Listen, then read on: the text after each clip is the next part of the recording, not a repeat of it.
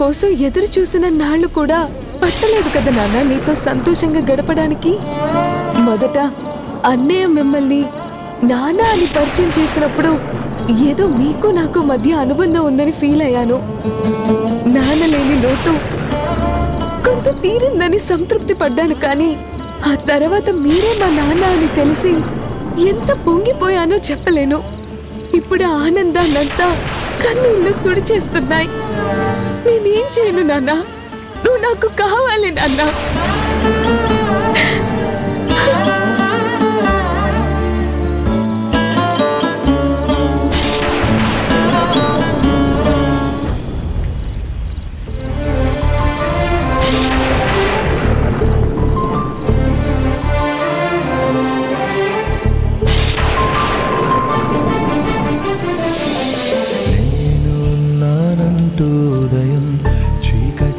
దాటే సమయం పరుగెత్తుకు వచ్చే హృదయం ఎన్నాళ్ళుగా పసిగట్టనలేదే వేగం ఏ ఊహకి అందని త్యాగం కనిపించని దైవానికి నువ్వే నాన్న రూపం కనిపించే అమ్మకి నువ్వే కథలోకం అనుబంధం అనే కోవెలలో నువ్వేగా తొలిగి మన ఇద్దరి బంధం చూసిన వికెందుకింత కోపం మళ్ళీ రావా మాలా ఏకం కావా మళ్ళీ రావా నాన్న నువ్వు ఉన్నావు నాన్న, నాకు తోడుగా నువ్వు ఉన్నావు. ఎంత ధైర్యంగా ఫీల్ అయ్యానో తెలుసా.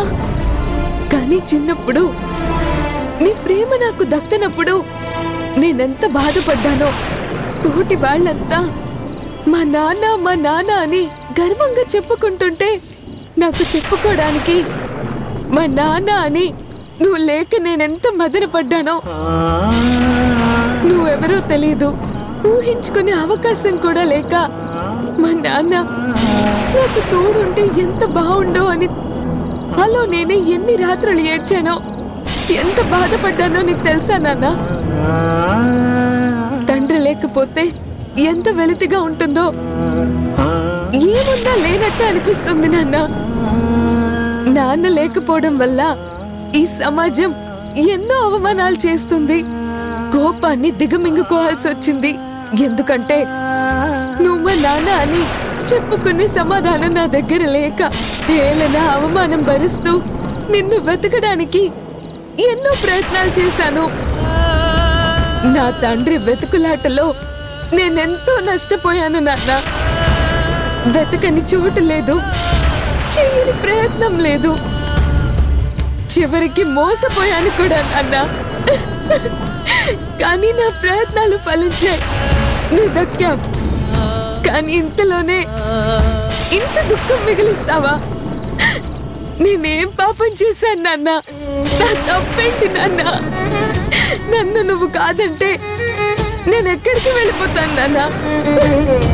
తండ్రి కొట్టినా తిట్టినా తండ్రి నీడే కదా నాన్న పిల్లలు కోరుకునేది.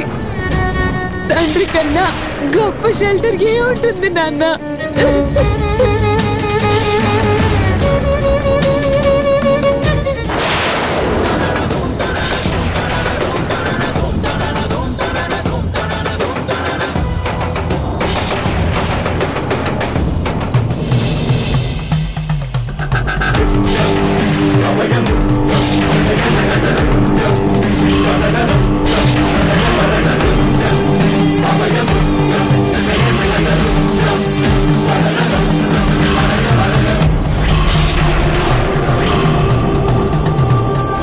నేను చెప్పింది జరిగిందా అమ్మా?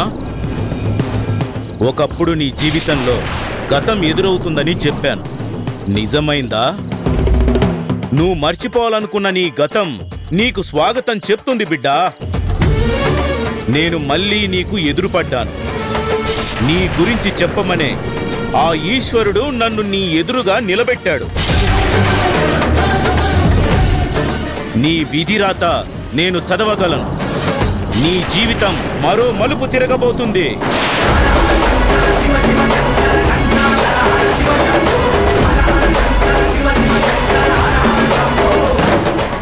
ఏమంటున్నారు స్వామి?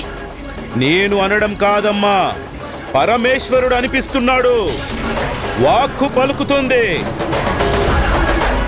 అసలు నువ్వు ఊహించలేవు. అలా రేపటి రోజు జరుగుతుంది, జరిగి తీరుతుంది.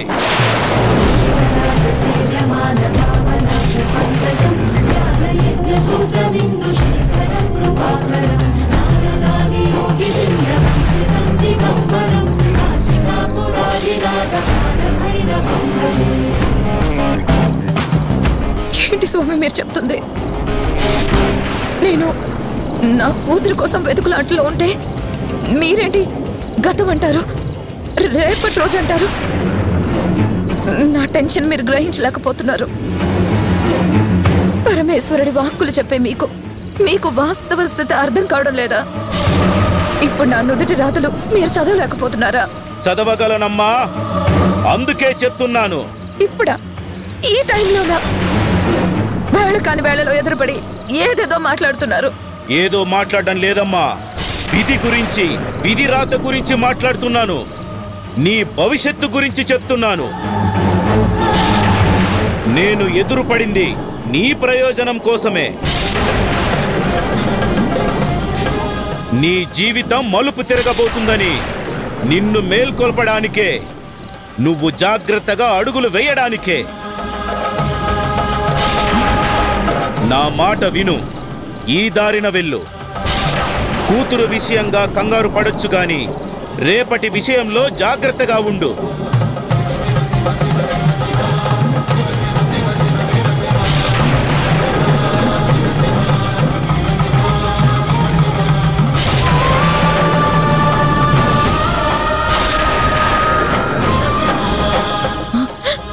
మధు, చిన్న మధు. అక్క, మధు, అక్క, మధు, అక్క, మధు, మధు, ఇటు చూడమ్మా. మధు,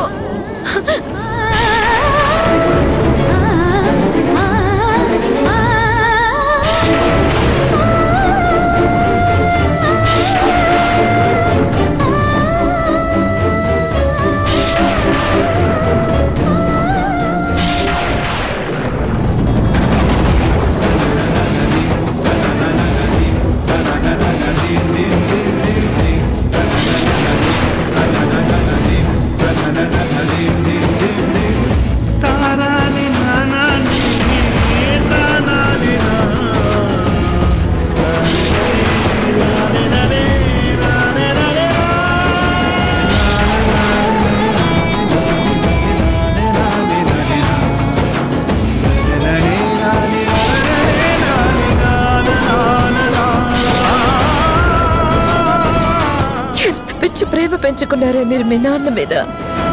మీకు కన్న తండ్రి, నాకు కట్టుకున్నవాడు. కానీ కనికరం లేని మనిషి, మీ ఆరాటాన్ని గ్రహించలేని మనసు. మీ ప్రేమను అర్థం చేసుకుంటాడనే నమ్మకం నాకు లేదు.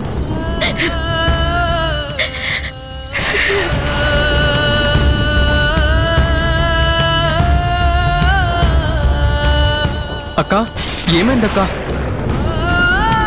మధు, అమ్మ మధు, మధు చూడు. మధు లేగు, మధు లేగు, ఇటు చూడు. చిన్న ఇంటికి తీసుకెళ్దాం. అలాగే అమ్మా. మధు, అక్క, లే. అక్క,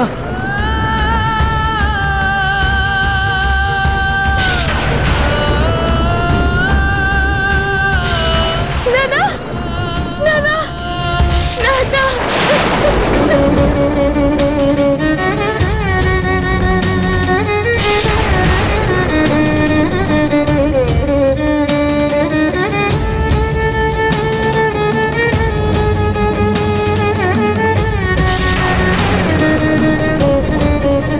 ఇప్పుడు దీనికి వెళ్ళ నాన్న ప్రేమని ఎక్కడి నుంచి తీసుకొచ్చి ఇవ్వను. ఆయన రానిస్తాడా? దీన్ని చేరదిస్తాడా? ఆ స్వామీజీ అన్న మలుపేంటి? ఆ మాటల్లో అర్థం ఏంటి? ఇంకా ఇంకా నా జీవితంలో ఎన్ని మలుపులున్నాయి. ముందుకు సాగుతుందా, ఇంతటితో ఆగిపోతుందా? ఎందుకయ్యా భగవంతుడా నాకెన్ని పరీక్షలు పెడుతున్నావు?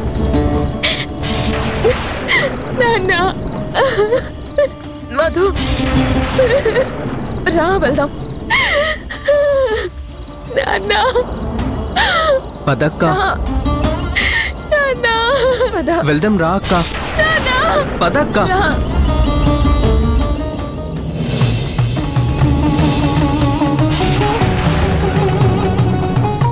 ఈశ్వరా, అమ్మ ఆలి బంధాలన్నీ ఏర్పరుస్తావు నువ్వే, కాని అంతలోనే అతలాకుతలం చేస్తావు. ఎందుకయ్యా ఈశ్వరా ఈ ఆట? అంతా నీ ఇష్టమేనా? ఉచ్ఛ్వాస నిశ్వాసలు నీ ఆనలేనా?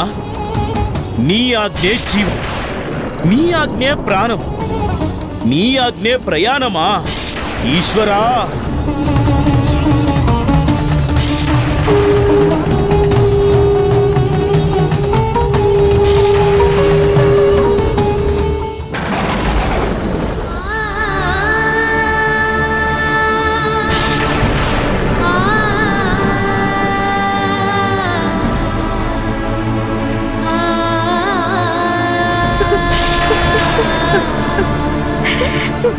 భగవంతుడా, ఎందుకయ్యా ఈ కుటుంబాన్ని ఇన్ని కష్టాల పాలు చేస్తున్నావు? భర్తకి భార్యను దూరం చేశావు, పిల్లలకి తండ్రిని దూరం చేశావు, అందరి మనసులు అల్లకల్లోలం చేస్తున్నావు. కష్టాలు కన్నీళ్లు తీరిపోయి కుటుంబం అంతా ఒక్కటవుతుందని ఆశపడే రోజున మళ్ళీ అగాధాలు సృష్టిస్తున్నావు ఎందుకయ్యా?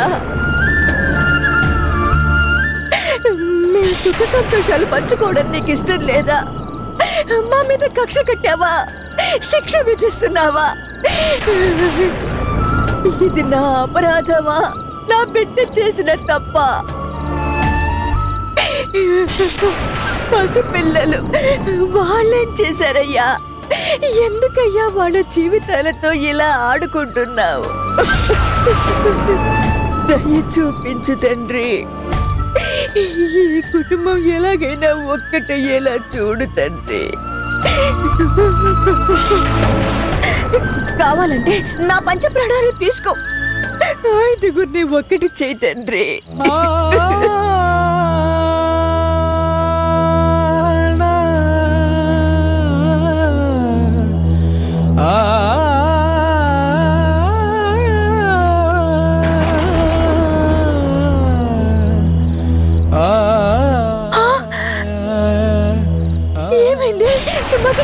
కాస్త పట్టుకో.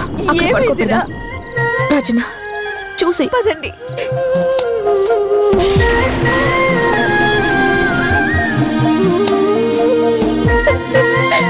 అమ్మా వెళ్ళి టవల్ తీసుకురా.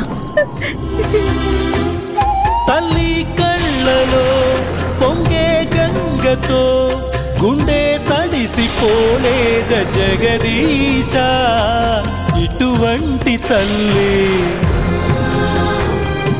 నీకుంటే ఈశా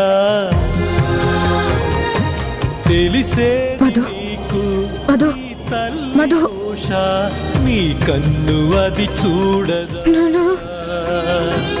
ఈ కంటి తడియా కాళ్ళు చేతులు చలవలు కమ్ముతున్నాయే. చిన్న మధు అని కాళ్ళు చేతులు రుద్దండిరా. పూజ చేసిందు పరమేశ నీ వరము పొంది మురిసింది ఈ కన్న. మధు చూడు, నన్ను చూడు ఒకసారి. మధు, మధు, మధు, మధు ఒక్కసారి ఇటు చూడవే. మధు, మధు, మధు, మధు, మధు, నానా, నానా, నానా.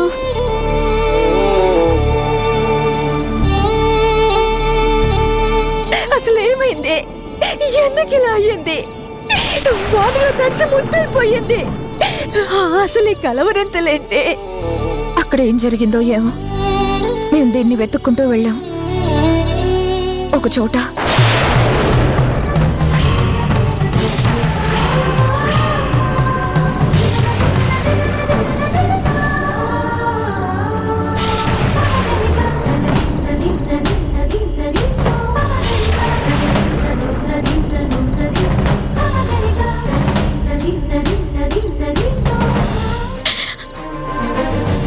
మధు అలాంటి పరిస్థితుల్లో కనిపించిందమ్మా. అక్కడ ఏం జరిగిందో నాకు మాత్రం ఏం తెలుసు. ఇది నాన్న అంటూ వెళ్ళింది. ఆ నరరూప రాక్షసు ఉంది కదా, అది బయటకు గెంటేసిందేమో. పాపం ఇది గుండె పగిలి ఏడుస్తూ వెనక్కి తిరిగి వచ్చినట్టుంది.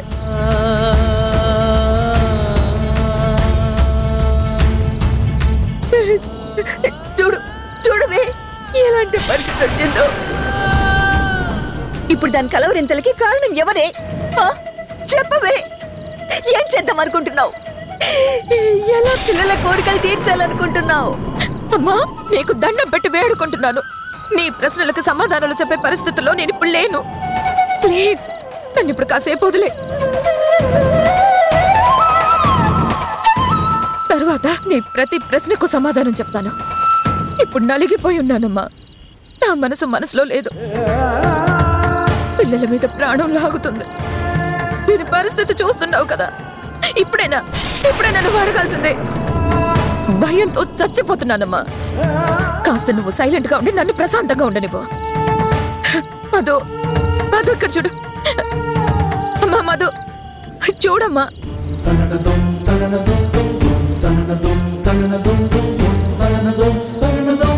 మధు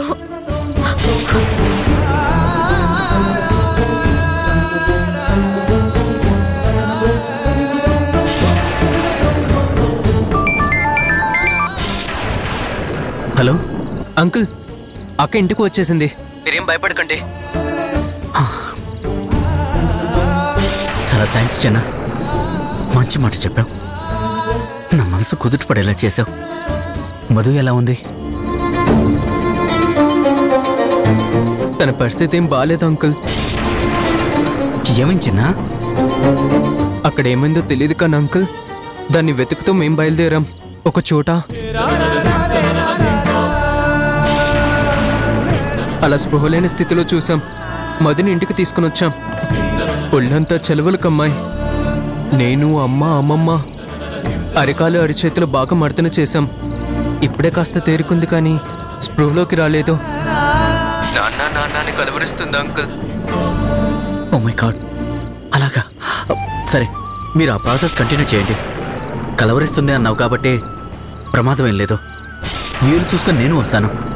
కళ్ళు తెరవగానే వేడిగా కాఫీ, టీ, పాలు ఏవైనా తాగించండి. వరి అవ్వకండి, సరేనా? సరే అంకుల్. అక్క,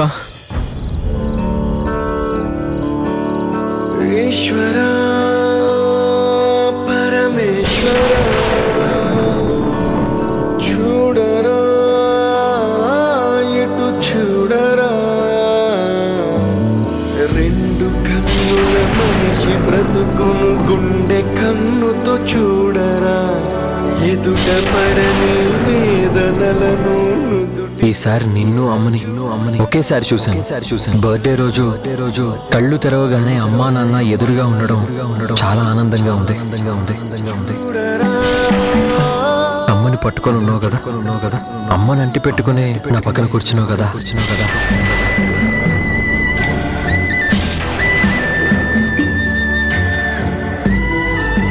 వదిలేయాల్సిన పని ఏం లేదు డాడీ. పట్టుకో, నేను హ్యాపీగానే ఫీల్ అవుతా.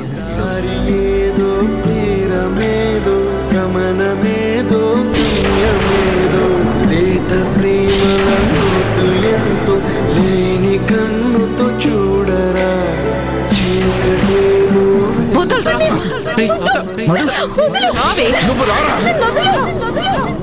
ఎమోషనల్ రిలేషన్స్ కి నువ్వు ఈల్డ్ అవ్వడం నాకు ఇష్టం లేదు. ఇంకా వాళ్ళతో వరసలు పిలుపులు రిలేషన్స్ మెయింటైన్ చేస్తే నేను సహించను. పరమేశ్వర చూడరా, ఎటు చూడరా, ఈశ్వర పరమేశ్వర నన్ను నాన్న అని పిలిచే అర్హత నీకెక్కడిది? కన్న తండ్రి నాన్న అని పిలవలేని పరిస్థితి. ఆ పిలుపు పిలవద్దని శాసించే తండ్రి ఏంటయ్యా? ఏంటిదంతా? కన్న కూతుర్ని కనికరం లేకుండా నాన్న అంటూ ఇంటికొస్తే గడపవతలకి నెట్టిస్తావా? ఏం భగవంతుడు అయ్యా నువ్వు? చిన్నేళ్ళు పెద్దవాళ్ల జీవితాలతో ఆడుకున్నావు, ఇప్పుడు పిల్లలతో ఆట మొదలు పెట్టావా? విరూపాక్షుడు విఠలాక్షుడు అని అంటారే, ఇదంతా నీకు కనిపించటం లేదా? కనికరం లేని కఠినాత్ముడువైన నిన్ను కరుణామయుడని ఎలా అంటారయ్యా? పిల్లలు చేసిన పాపమేంటి? ఎందుకు వాళ్ళ బతుకులతో ఈ ఆట?